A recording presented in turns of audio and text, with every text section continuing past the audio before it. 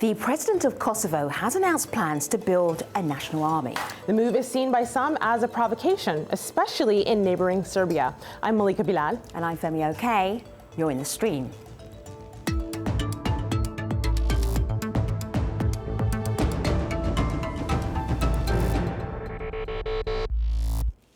The majority Albanian government plans to transform its lightly armed security force into an army. This is just the latest issue in flaming tensions between Albanians and Serbs in Kosovo, which declared its independence from Serbia in 2008.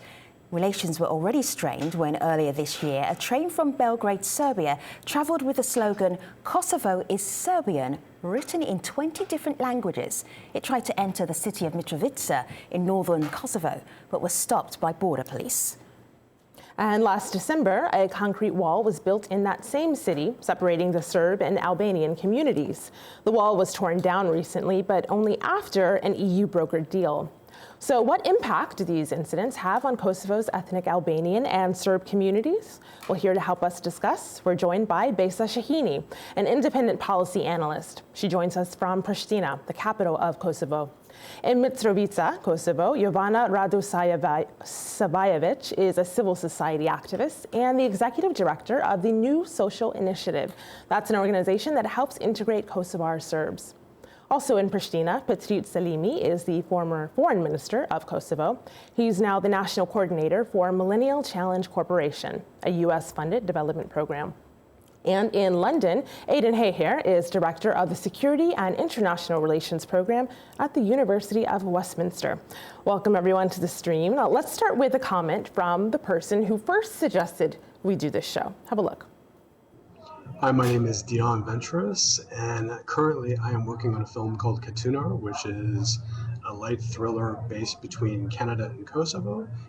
I find there's very little dialogue between the north and south of Kosovo, and also on the country itself. So this is why I pitched the show, and I'm interested to hear others' comments regarding this issue. Thanks. So, Besa, he says little dialogue between the north and the south of Kosovo. Regarding the issue of a possible national army in Kosovo, would you say enough dialogue has taken place? Well, this issue has been being discussed for a very long time. Since Kosovo declared independence, the idea of having the security force into an army is not sort of a strange idea that we are hearing it for the first time. It's been going on for years. There is not enough dialogue between the Albanian and the Serb communities within Kosovo on all issues, and I think this is a result of the way that Kosovo is composed right now, where the Serb community is split in sort of these smaller municipalities that are not fully integrated into the Kosovo system, and the dialogue with Serbia that has been brokered by Brussels for the past 5 years has not actually helped to bridge these gaps. On the contrary, it has created even more wedges, I think, between the communities, because now there's this agreement in place that foresees a creation of sort of a mid-level sort of governance between this local and the national government, but they will only be representing Serbs in front of Pristina, which I think is wrong, because this will not help the communities to talk to each other, bridge the gaps, and discuss issues that are of importance to everyone living in Kosovo. All right, let me show you this headline. I'm sure you've seen it, Guest, but this is for our audience watching as well. Kosovo ready to step up its Balkan security commitments. Jovana, when you heard news of this, what was your first thought? Well, it's kind of confusing in a sense that there's already NATO forces that are present in Kosovo territory who are the guarantee of security in Kosovo. So it just kind of felt, we have the impression now that there is no actual need for the Kosovo army at this actual point. Maybe at some point later, but now we have the NATO being the guarantee of safety and security in Kosovo. So you got NATO. So you got NATO. You Yes. don't need your own army. And Petrit, you would say what to that? Well, I say that we have to remember that only 17 years ago there was an attempted genocide here, and there were half of our population, including myself, we became all refugees. And I think there's a certain degree of insecurity you feel that people don't want that to ever to be repeated again. We have a great trust on NATO. Actually, a recent Gallup poll said that 92% of Kosovars are friendly towards NATO and believe NATO provides security. But on the other hand, every time there is election campaign in Serbia, every time there is an inflammation of nationalist discourse, you have the situations like this attempted train to enter Kosovo, branded Kosovo is Serbia. These type of moments create insecurity. And I think Kosovo army, which will be very small, mind you, only 3,000 or 4,000 people, lightly armed, defensive, multi-ethnic, based on a plan that was agreed already 3 years ago with NATO allies. This is not a move that was done unexpectedly. This is a move that is based on a blueprint, on a plan that was drafted together with international stakeholders. So, and the army, currently, these forces do have 8% of minorities. It has been endorsed by Bosniaks, Turks, Romas, Egyptians, Montenegrins, there was smaller communities which live in Kosovo. And I do hope that Kosovo Serbs will find a place and willingness to embrace this small force as a part of their own feeling of integration and security in Kosovo mainstream. I think it's also very important to say if I can just one more sentence on the Brussels dialogue. Last year, according to EU forces and ULEX, there's been only 6 inter-ethnic incidents in north of Kosovo. There are more inter-ethnic incidents in a bar in New York over a night. So we have to acknowledge that there has been progress in relations between the communities when it comes to peace and security. So I want to pick up on that theme of progress, because that could be why we got this tweet from someone who says, what do they need an army for, meaning Kosovo? It's not like Bosnia and Herzegovina or Serbia or Croatia will attack them anytime soon. So that's one view. On the other hand, though, we heard from Kosovars who dispute that. This is Azmiram, who says, Kosovo is ready for an army. Our security should not depend on Serbia's whims, but we need mature leadership, not a reckless show. Aiden, I want to bring you in here on this point. Do you think that the way that this was announced, some say circumventing the Constitution, constitutes recklessness? Well, I don't know if it's reckless, but the original comment suggested that what was missing in Kosovo was good relationships between the Serbs and the Albanian community, and the creation of a Kosovo National Army is not going to improve those relationships in any way, shape or form. The problems in Kosovo, really, if you were to make a list of the major problems, are unemployment and corruption. At the moment, talking about a Kosovo army seems a little bit irrelevant to some extent. As was noted, there is a huge NATO contingent already in Kosovo. The chances of Serbia or any other country in the surrounding region invading Kosovo whilst NATO is there is negligible. Now, you can understand that Kosovo wants to have its own national army, but I think what we have to acknowledge here is that there's a degree to which both sides, Serbia and Kosovo, the governments in both these countries, have an interest in deflecting attention away from some of the more real issues on the ground, and both of them. If I may jump in here. Go ahead, Besa. About 5 years ago, 3 years ago, even 2 years ago, I would have said that Kosovo does not need an army. The entire region has a European perspective. We're all joining the EU. And, why do you need sort of a security force to protect one country versus the other? But I think it's become very clear that this European perspective is not clear anymore.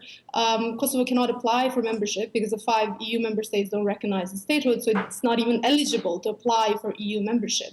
But even countries like Serbia, which seem that joining the EU will be somewhere far into the future. I was listening today to the Western Balkan Summit conclusions. It doesn't look very promising. So when you look at this now and you look at the new context, I think it is important to have this as sort of, a force of deterrence in case of a more belligerent neighborhood. Yes, but I think it's worth bearing in mind that any army that Kosovo develops is not going to be a sufficient deterrent in and of itself to stop Serbia invading. If, for example, NATO was to leave, which is unlikely, highly unlikely, a Kosovo national army is not going to be sufficiently strong enough to dissuade Serbia, with the support of Russia, let's say, from invading Kosovo. So this is, in some respects, this is a kind of a gesture I think- politics that both sides are engaged in, and it's not something that's going to address the real issues in Kosovo, which relate to the corrupt elite in the country and the mismanagement both domestically and internationally. Look, just one sentence, think- maybe.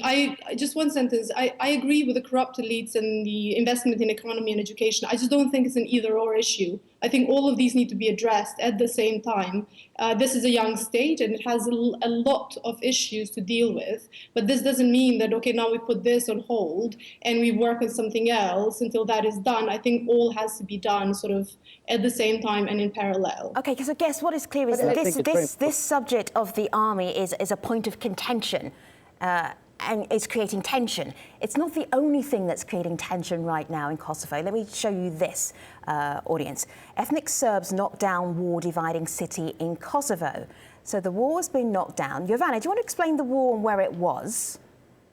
Well, to explain, in the north of Kosovo is where it's concentrated in Serbian population in the 4 municipalities, and the city of Mitrovica is a divided city. In the northern part there is the Serbian community, and in the southern part is the Albanian community. With this big EU project of creating finally creating the bridge to be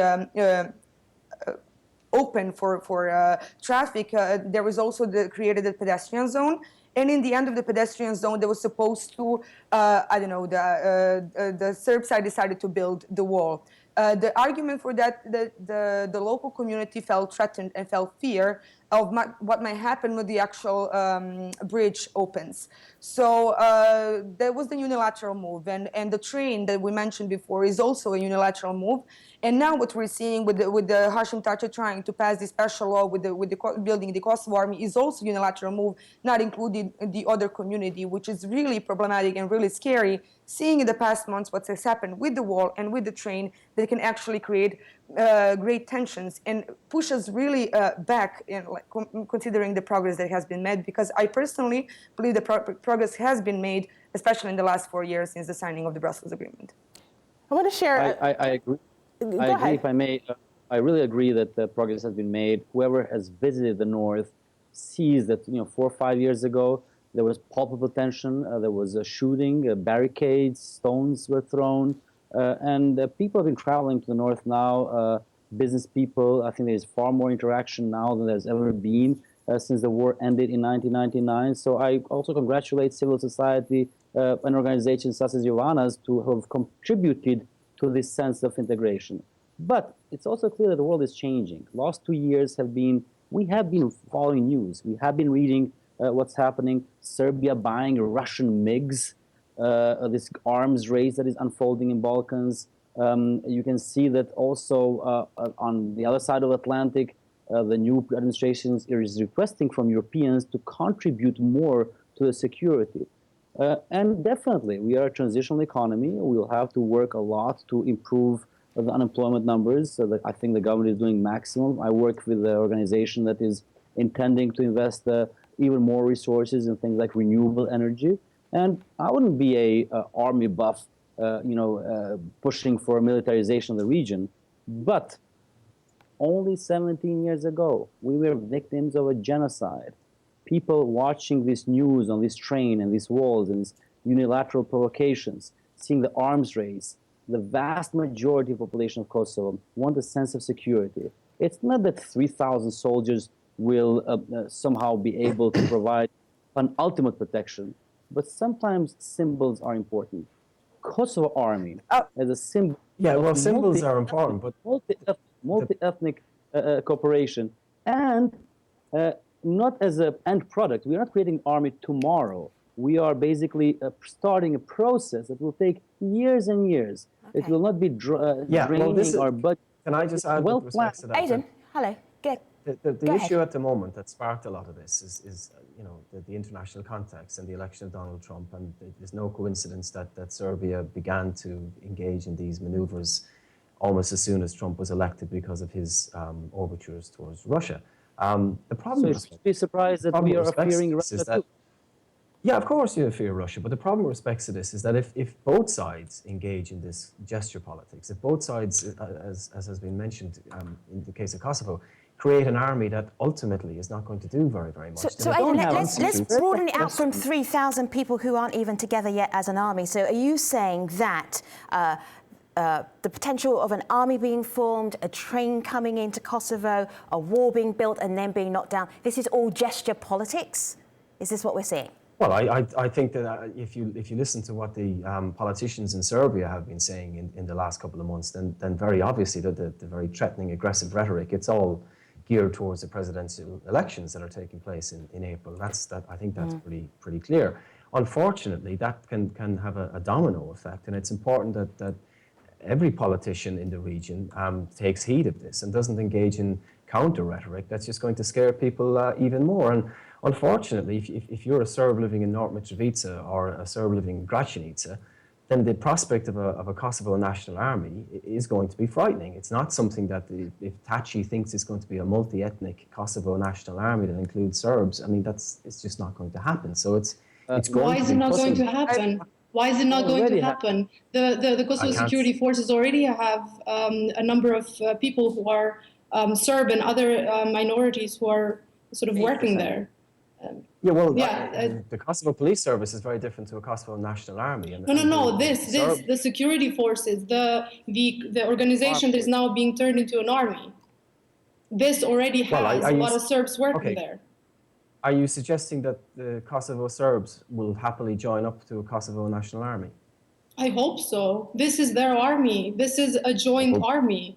Well, unfortunately, at this moment, the Serbian leaders are against the Kosovo army, and Taci trying to bypass the voices of the minority communities and Serbian community by bypassing the constitutional change, but instead of like passing the special law by with changing the mission of Kosovo security forces, instead of like having the double two-thirds majority vote in the parliament, is really problematic because it does not include the non-majority communities in Serbian community itself. And that is long-term and sustainability-wise, it's really problematic in a sense that if you want to integrate, yes.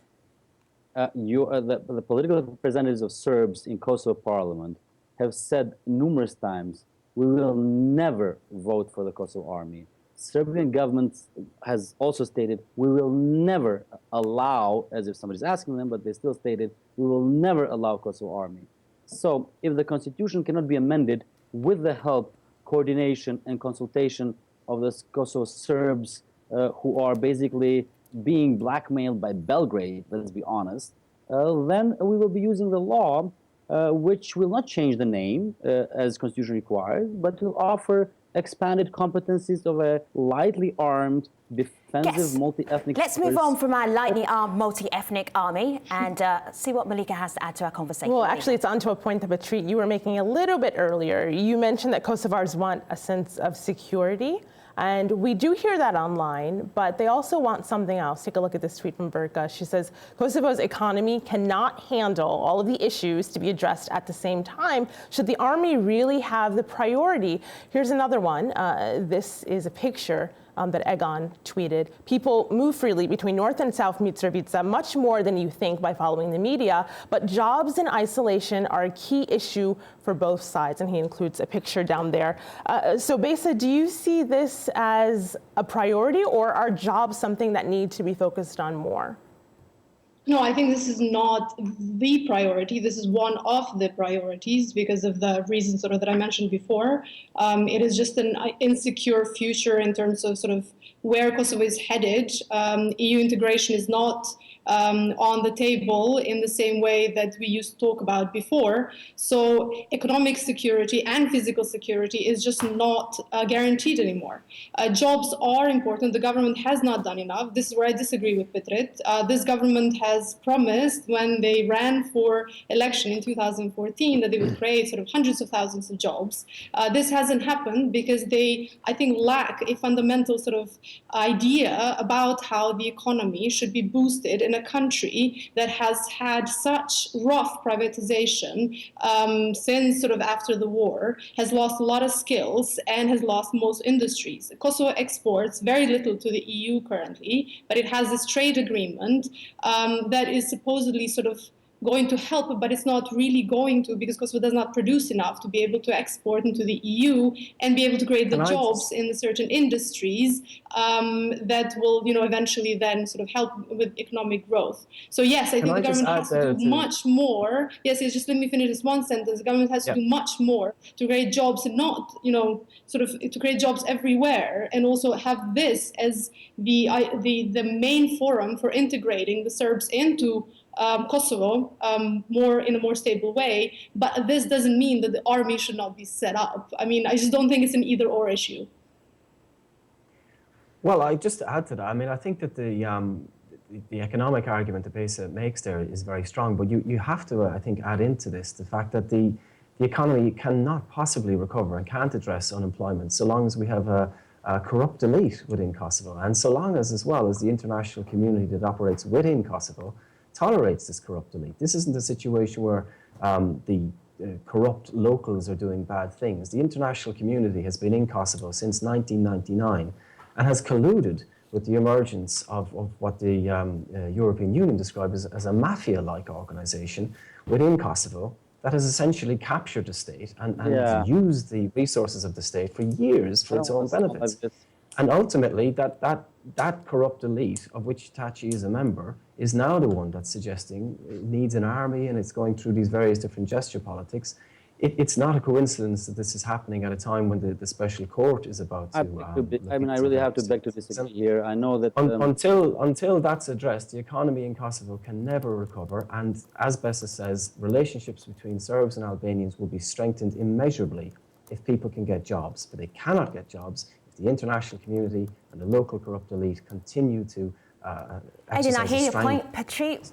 Go ahead. And yeah, because you mentioned the word 11 times, corrupt elite, if I counted correctly. So I can see that you're very keen to pinpoint on the corrupt elite. But I dare say that if you look at Transparency International reports and not the perception-based measurements, but actually experience-based measurements, you'll actually see that Kosovo fares far better than all our neighbors. You look at Macedonia, you look at Albania, you look at Serbia, and look at Montenegro, and you look where we were 15 years ago, or even after the Second World War, Kosovo had only a few $100 GDP per capita in the beginning of the 90s. I dare say there's never been a more progressive and more successful international intervention than the one in Kosovo in 1999. Okay. I know that the Patrice and Aidan, I hear both the points you're making. There's something that I really want to share with our audience before we wrap up, and then we're going to go online, and I'll come back to both of you. But it's a story that Jovana told about the first time she met an Albanian. I feel that this is kind of critical to the conversations that we've been having for this last half hour. Jovana, when did you first meet an Albanian? Well, it was actually in 2003, and then it was like this period of 10 years until, almost 10 years until 2020, that actually was the case. I mean, we're talking here about people living next to each other, not with each other. I mean, that is definitely an example of the progress, but there is still a lot of work to be done. And the creation of the army is definitely something that should be put on hold, because there are other pressing issues that need to happen in the process of the normalization of relations between the two communities. That's why I kind of feel that this current issue with this passing special law is kind of like kind of moving aside all the pressing issues that are currently happening, which is the creation of the community or association with the majority of municipalities, the demarcation issue with Montenegro, or with the first indictments from the Specialist Chamber of Crimes committed by the KLA members in the war, which is kind of problematic in a sense that the many members, the political leaders from the Hashim Taci's party will actually be tried for these crimes. So. There's so much more to talk about, and I'm not going to squeeze it into the last 20 seconds of this TV show. I am going to take all of our guests, Aidan and Patrice and Jovana and Besa, and you, hopefully, online. So if you're watching TV, you need to get onto your laptop. If you're already on your laptop, you need to go to this specific address, stream.aljazeera.com. We'll be talking about Kosovo and internal tensions there coming up on our online post show, stream.aljazeera.com. Hope to see you there. Thanks for watching, everybody.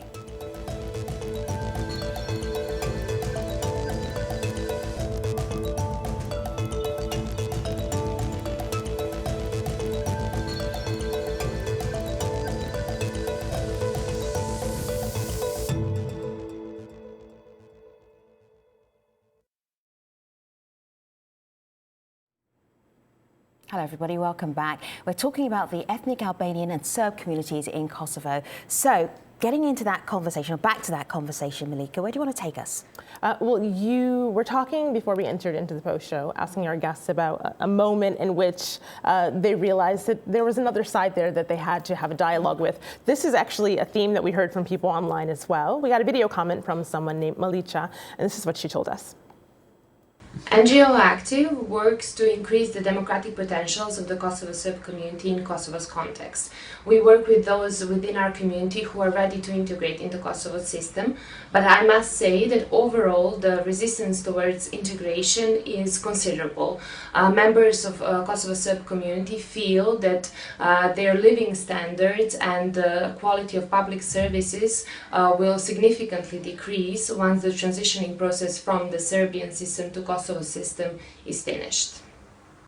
Patrice, how true do you think that is in your experience, that resistance towards integration is considerable? Well, I think you see resistance towards integration in Northern Ireland. I think you see resistance towards integration in any post-conflict or conflict or a place where there was a tension of any type of between antagonisms between communities. So taking that into consideration, I still think progress has been remarkable. I agree one thing. If there are three things that Kosovo Serbs and Kosovo Albanians share, and three concerns, those are jobs, jobs, and jobs. I think the same goes for Serbs in Serbia, Bosniaks, the entire region. The economy is at the forefront. But you have to remember one thing. Kosovo was born at the time when Lehman Brothers fell apart in 2008 and the world financial crisis started. So we had the highest economic growth rate on average in Balkans in the last 8 years. It has not quite translated to jobs, and I do agree that the efforts have to be to enable young people to feel that they are part of a bigger narrative. But 114 countries has recognized Kosovo as sovereign and independent. The vast majority of Maybe EU I and can NATO maybe I can jump in and just explain one thing that Milica has said. Milica, okay. That's something that will somehow endanger this path. I think the army, the modest effort at security contribution in security architecture will supplant this job focus and economy focus that we should all have. Yeah, just to maybe one piece of information for everyone who's watching, Serbia spends a lot of money, hundreds of millions a year, to support the Serbian community in Kosovo. So in a lot of cases, in a lot of the public sector jobs, the Serb community receives double salaries, both from the Kosovo system and from the Serbian system. So Milica is right when she says that, you know, in the full integration of Serbs into the Kosovo system will diminish their salaries, I guess, because they will have to lose one of them. I think this is something to be taken into account. This is a real concern, even though sort of it's been a little bit unfair because you have this 5% of the population that has been receiving this double salaries, which does not apply to everyone else.